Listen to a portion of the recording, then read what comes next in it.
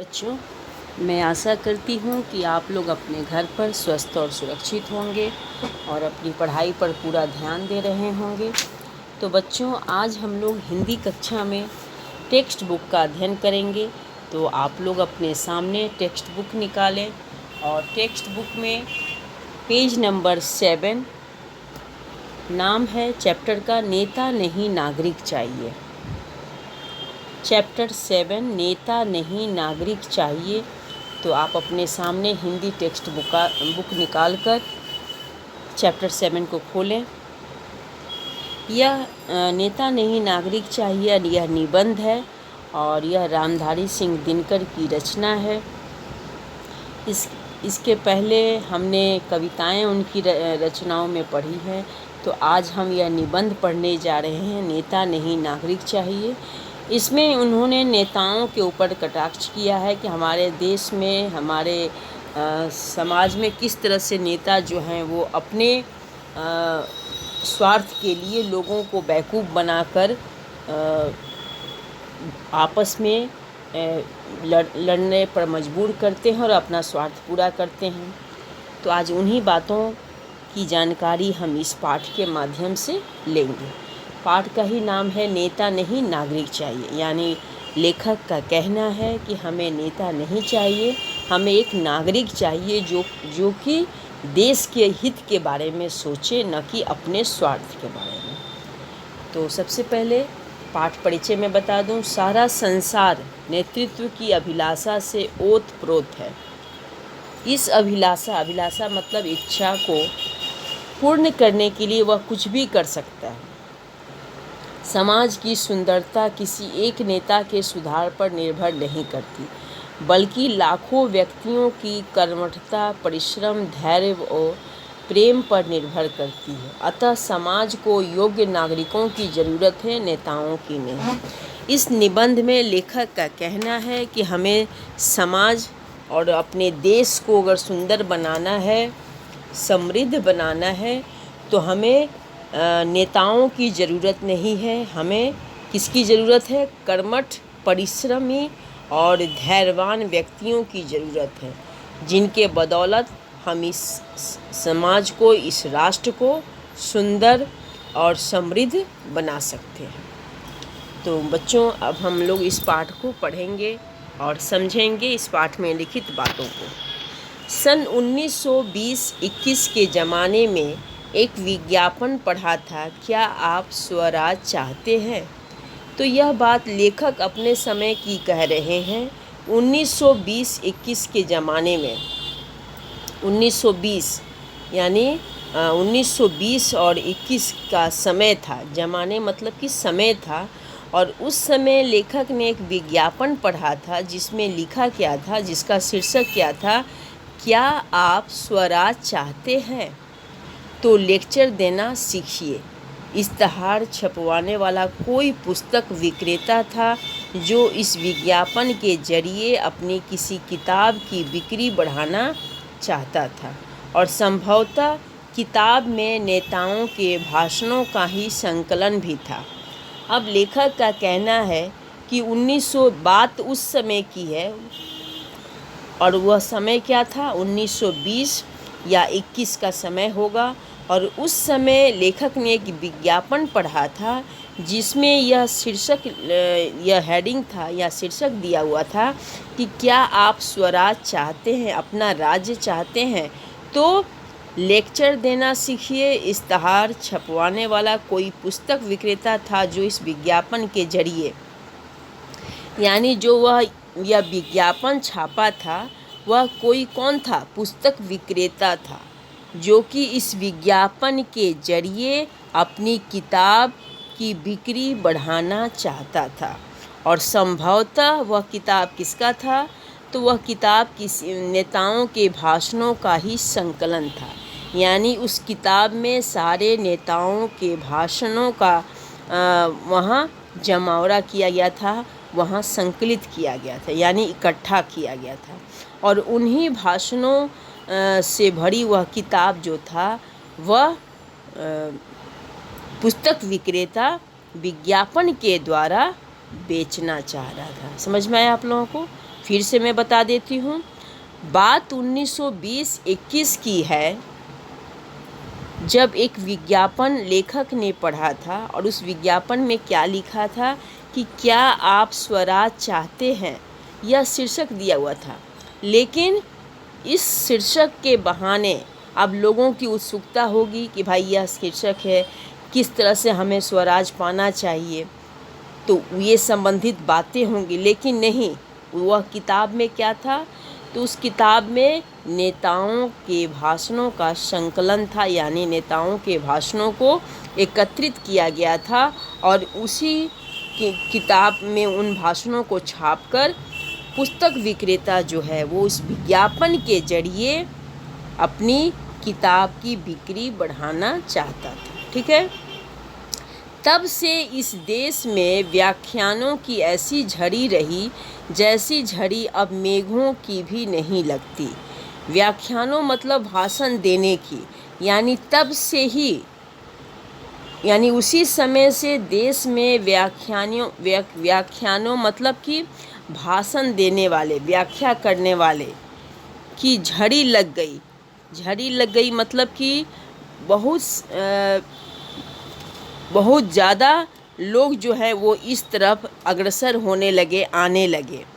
और जैसे कि झड़ी अब मेघों की भी नहीं लगती, यानी उतनी ज़ोरदार बारिश जो है वो मेघों के द्वारा भी नहीं होती जितनी कि नेताओं के भाषणों की झड़ी लग चुकी थी। क्यों? क्योंकि इससे क्या होता था, उनका भी जो है वो अपना पॉकेट गर्म होता था, उनको भी उससे कुछ इनकम होता था। व्याख्यानों मतलब कि भाषण, तो उस समय उसके बाद से ही देश में व्याख्यानों की झड़ी लग गई, यानी भाषणों की झड़ी होने लगी। चारों तरफ नेता जो थे वो भाषणबाजी करने लगे और ऐसी भाषणबाजी होने लगी जैसे मानो कि वह उतनी तेज, उतनी फैलाव वाली भाषण जो कि मेघों में भी शक्ति नहीं है, इतनी ज़्यादा। पिछले 30 वर्षों से अपने देश में व्याख्यान लगातार बरसते रहे हैं, यानी 30 वर्षों से व्याख्यान करना मतलब भाषण देना लगातार होते रहे पिछले 30 वर्षों से, और उनकी वृद्धि करने वालों की तादाद भी बेशुमार रही और भाषण देने वालों की भी तादाद मतलब कि काफ़ी भीड़ हो गई। भाषण देने वालों की कमी नहीं थी, हर एक जो था व्यक्ति वो नेता बन चुका था और वह भाषण देता था।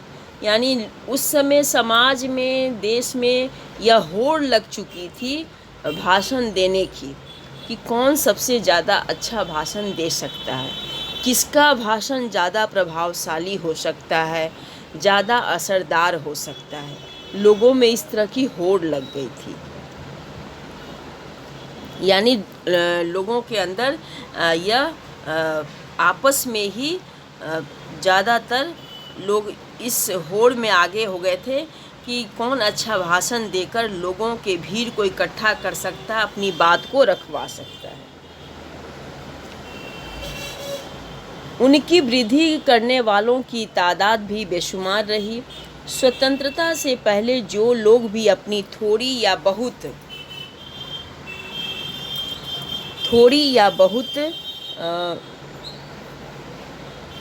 यहाँ पर कहना है कि थोड़ी या बहुत कुर्बानी देने के लिए आगे आए, उन्हें जनता ने नेता कहकर पुकार दिया।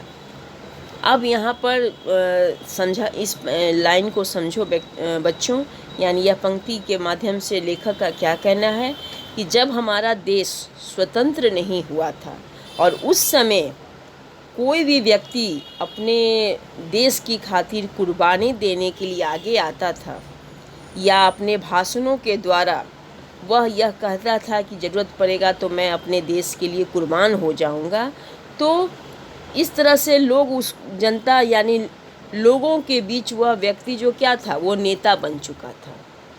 उनकी इन्हीं बातों के कारण वह नेता के पद पर आसीन हो चुका था, लोग उसे नेता कहकर पुकारते थे। लेकिन आज़ादी के बाद जब देश के सारे काम नेताओं के हाथ में आ गए, तब उन्हें पता चला कि अभी तक देश ने नेता ही पैदा किए हैं।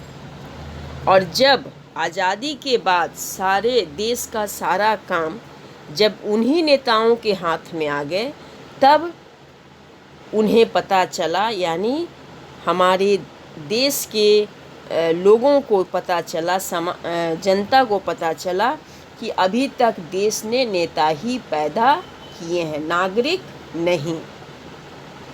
व्याख्यान सुनते सुनते इस देश ने व्याख्यान देने की आदत डाल ली है, यानी इतने सारे भाषण देने वाले हो चुके हैं, इतने सारे नेता पैदा हो चुके हैं समाज में कि सभी अच्छी खासी व्याख्यान दे बैठते हैं, अच्छी खासी भाषण दे बैठते हैं, और जिस कारण यह लगता है कि हमारे देश में इस देश ने व्याख्यान देने की आदत डाल दी है, यानी जो है नेता जो है वो भाषण देने की आदत ही बना चुके हैं। अब यहाँ के लोग कर्म को काम, वाणी को अधिक महत्व देते हैं। हर किसी को किसी की यही अभिलाषा है कि वह दूसरों को कुछ उपदेश दे, मगर खुद किसी भी उपदेश पर अमल करने को तैयार नहीं। अब लेखक का कहना है कि हर एक व्यक्ति, चाहे वो नेता हो या नहीं हो, लेकिन वह अपने समाज में 4 लोगों को एकत्रित करके भाषण ज़रूर दे देता है कि हमें ऐसे करना चाहिए, इस तरह से रहना चाहिए, लेकिन खुद पर वह अमल नहीं करता है। अपनी कही हुई बातों को वह खुद पर लागू नहीं करता है। वह सिर्फ दूसरों को उपदेश देकर करने के लिए कहता है कि इस तरह से करना चाहिए, लेकिन जब अपनी बात आती है तो वह अपने उपदेश पर ही अमल करने को तैयार नहीं है। लेकिन क्या किसी ने यह भी कभी सोचा है कि अगर सारा समाज नेता बनने की तैयारी में लग जाए तो नेताओं के पीछे चलने वाले लोग कौन रह जाएंगे?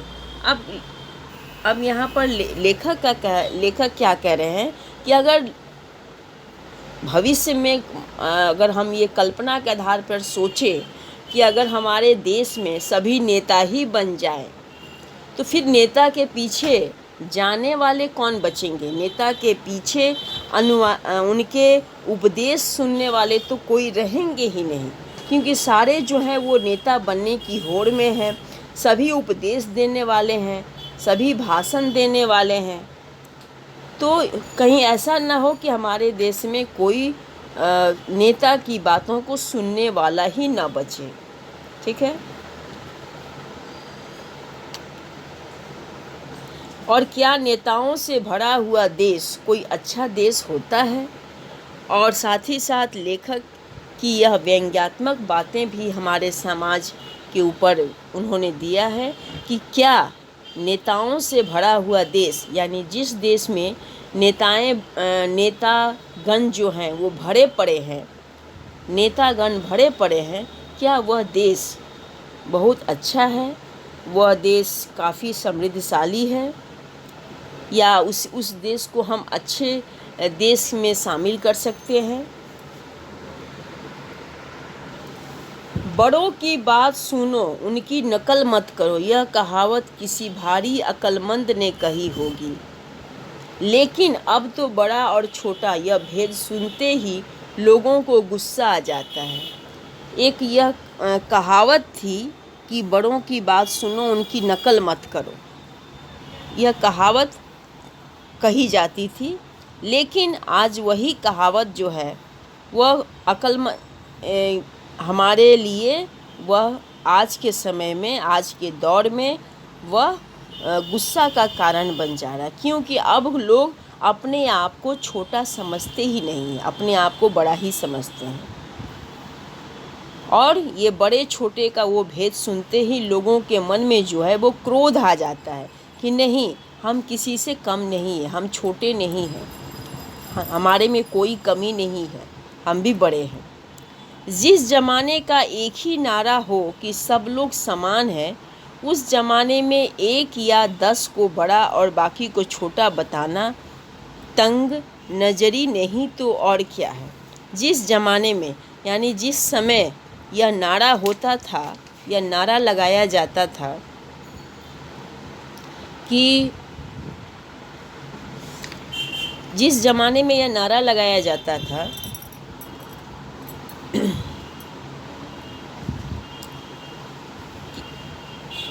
हाँ, एक ही नारा ये कि सब लोग समान है, उस ज़माने में 1 या 10 को बड़ा और बाकी को छोटा बताना तंग नज़री नहीं तो और क्या है। तंग नज़री मतलब संकीर्णता भरी सोच, संकीर्णता भरी सोच नहीं तो क्या है। जिस ज़माने में लोग एक ही नारा लगाए थे कि हम लोग सब कोई एक समान है, और उस ज़माने में अगर हम सोचें कि 1 या 10 जो है वो बड़े हैं, बाकी सभी छोटे हैं, छोटा बता दे, तो यह हमारी संकीर्ण विचारधाराएं ही व्यक्त करती है। हर आदमी सिर्फ बराबरी के सिद्धांत पर आगे बढ़ने को अधीर है।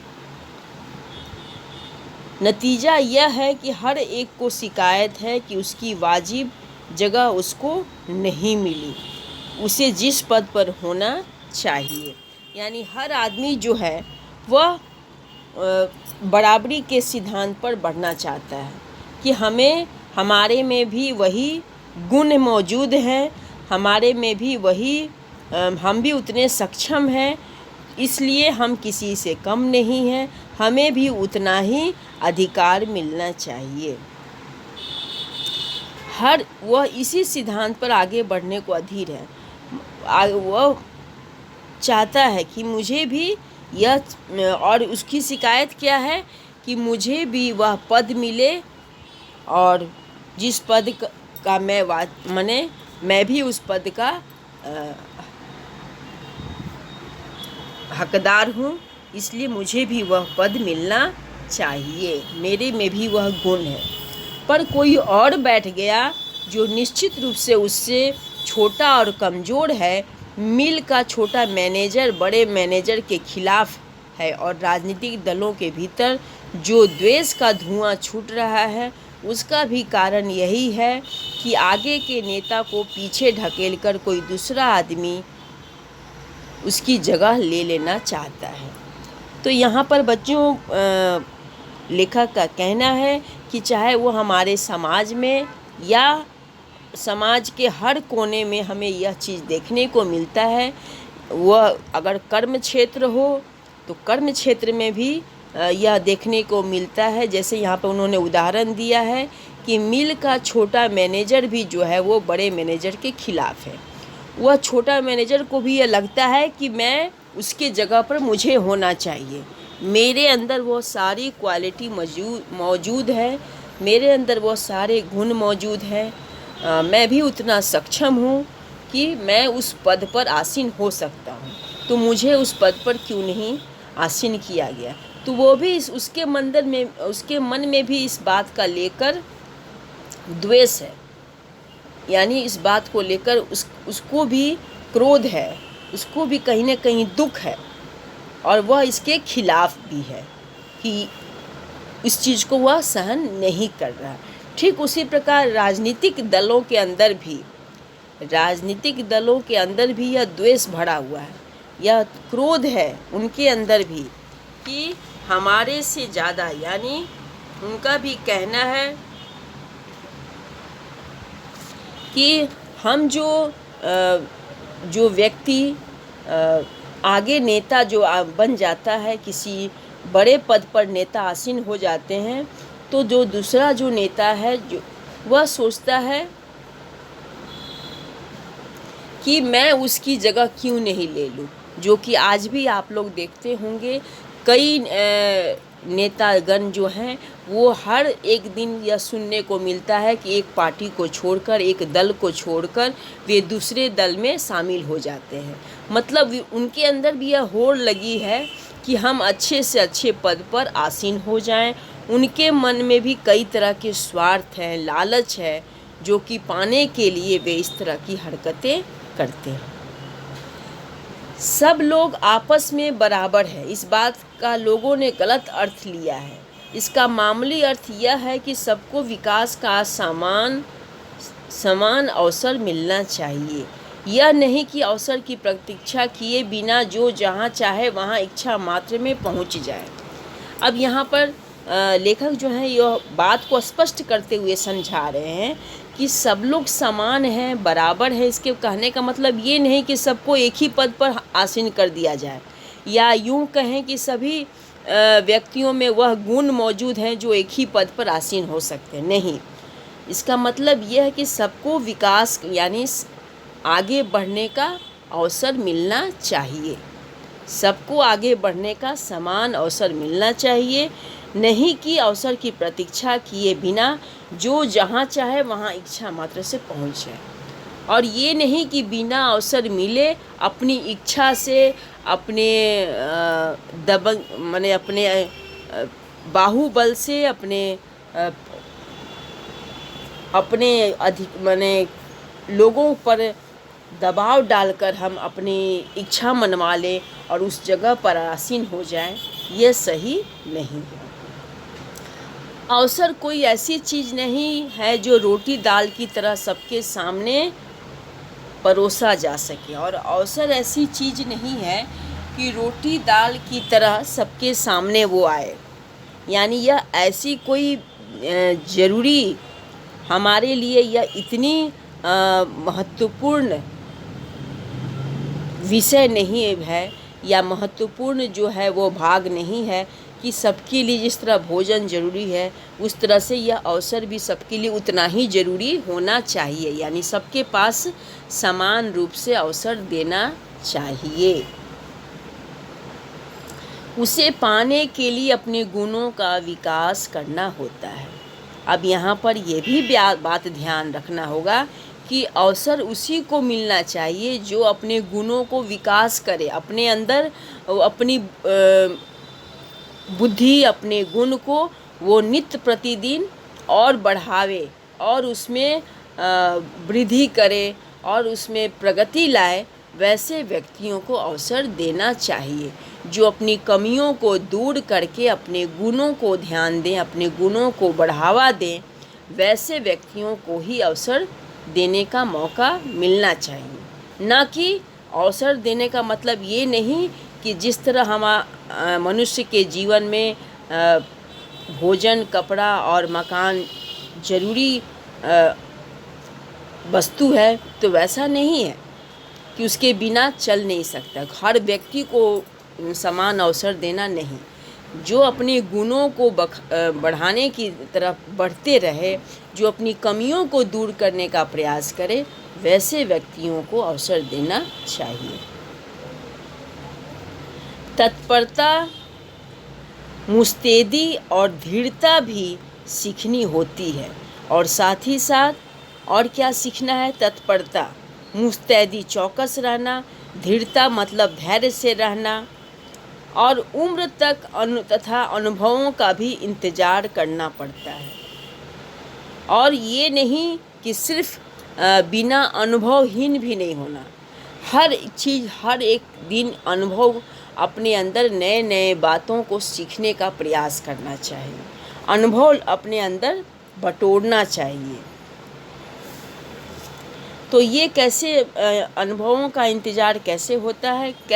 तो तत्पर रहने से, मुस्तैदी मतलब चौकस रहने से, धीरता धैर्य रखकर सीखने से होता है। तभी हम उम्र के तथा अनुभवों का भी हमें इंतज़ार करते हैं और उसके अनुसार हम सीखते हैं। जिस जगह पर आदमी धीरे धीरे और बड़ी कोशिशें के बाद पहुंचता है, उस जगह पर अब लोग छलांग मारकर पहुंचना चाहते हैं। तो लेखक का कहना है कि जिस जगह लोग पहले धीरे धीरे यानी एक पद से दूसरे पद बढ़ते थे, कैसे बढ़ते थे? जब उनके अंदर कुछ गुणों का विकास होता था, उनके कामों में कुछ प्रगति दिखाई पड़ती थी, तब उनके पद जो हैं वो आगे बढ़ाए जाते थे। लेकिन अब यह दौर आ चुका है, यह समय आ चुका है कि लोग जो हैं वो बिना मेहनत किए, बिना अपने आपको अपनी कमियों को दूर किए, वे चाहते हैं कि छलांग मारकर वहाँ पहुँच जाएं। यानी कहने का अर्थ है कि बिना अपनी योग्यता दिखाए, बिना मेहनत किए ही हम उस पद पर आसीन हो जाएं जहाँ उनकी इच्छा करती है, जहाँ लोगों को वो देखते हैं। पद को वो पाना चाहते हैं, लेकिन वो किस तरह से, कि वो सीधे यानी बिना मेहनत किए, बिना गुण को बढ़ाए, अपने गुणों में वृद्धि न लाए और बिना मेहनत किए वो चाहते हैं कि हम उस पद को हासिल कर लें, जो कि सही नहीं है। हमें अपने अंदर अपने कमियों को दूर करना चाहिए, अपने गुणों को बढ़ाना चाहिए और नए नए रोज़ प्रतिदिन कुछ न कुछ सीखने की लालसा रखनी चाहिए। तभी हम जाकर अच्छे से अच्छे पदों पर आसीन हो सकते हैं। मगर जो लोग छलांग मारकर आगे बढ़ना चाहते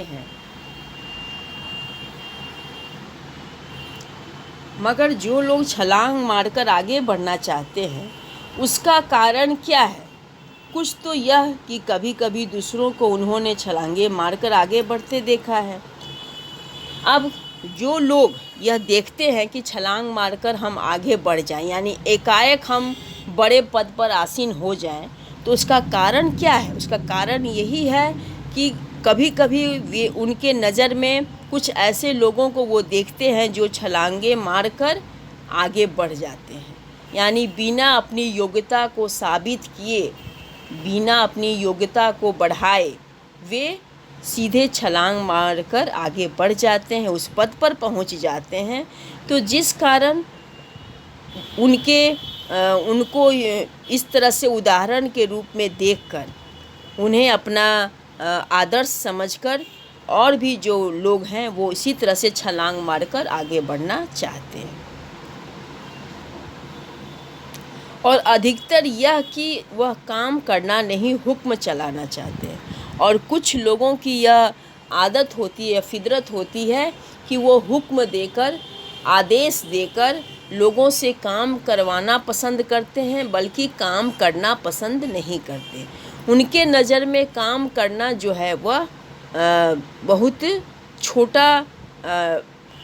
छोटी बात है, यानी जो काम करते हैं वे छोटे लोग होते हैं, और जो आदेश देकर लोगों से काम कराते हैं वे बड़े लोग कहलाते हैं, वे बड़े पद पर आसीन होते हैं, जिस कारण वे इस तरह से लोगों से काम करवाते हैं। जो छोटे पद पे आसीन होते वे काम करते, उनके नज़र में यह बातें, उनके दिमाग में यह बातें बैठ गई है, जिस कारण वे काम करना पसंद नहीं करते।